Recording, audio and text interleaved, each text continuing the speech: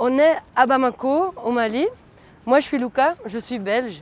Et je vous amène dans le sud du pays, à Koutiala, où Médecins sans frontières est en train de construire une nouvelle unité de pédiatrie. Pourquoi MSF construit un hôpital au Mali? Venez, je vous explique.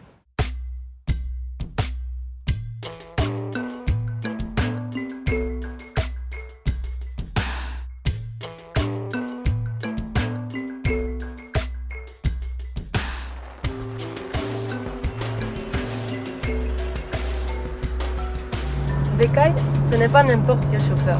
Parce qu'il y a 10 ans, quand MSF est parti pour la première fois à Koutiala pour explorer le terrain pour l'ouverture d'un projet, en fait, c'était avec lui.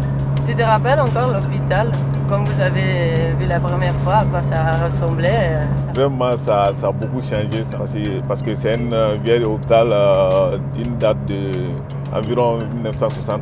Donc avec la construction des nouveaux bâtiments, là, ça a changé beaucoup le visage de l'hôpital.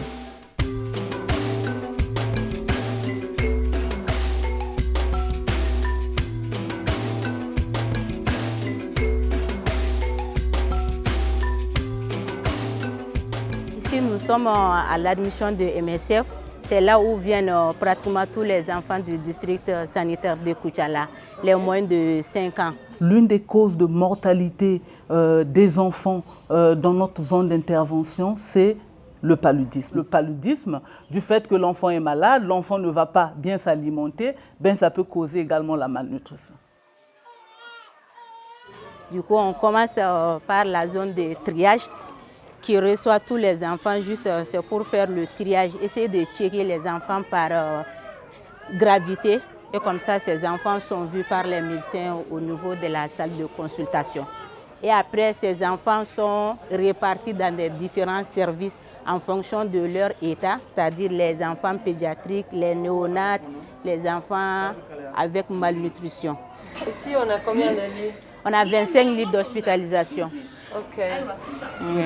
Mais du coup, tu disais que les 25 lits qu'on va trouver ici, souvent, ils ne sont pas suffisants. Ou bien on en a encore à côté?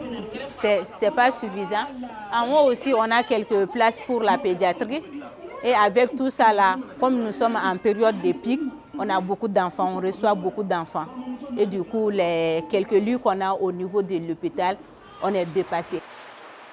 Lorsque nous avons commencé, les besoins correspondaient à peu près à la capacité que nous avons mis en place, où on se disait que sur une période, surtout pendant la période donc, de haute transmission du paludisme, qu'on pouvait avoir à peu près 100 de lits. Et donc, la structure pédiatrique a été montée en rapport avec ça et on s'est très vite rendu compte qu'avec la présence de Médecins sans frontières, il y a un accès aux soins gratuits. La structure est bien sollicitée et donc très rapidement on s'est rendu compte que la structure de pédiatrie ne pouvait plus contenir les enfants.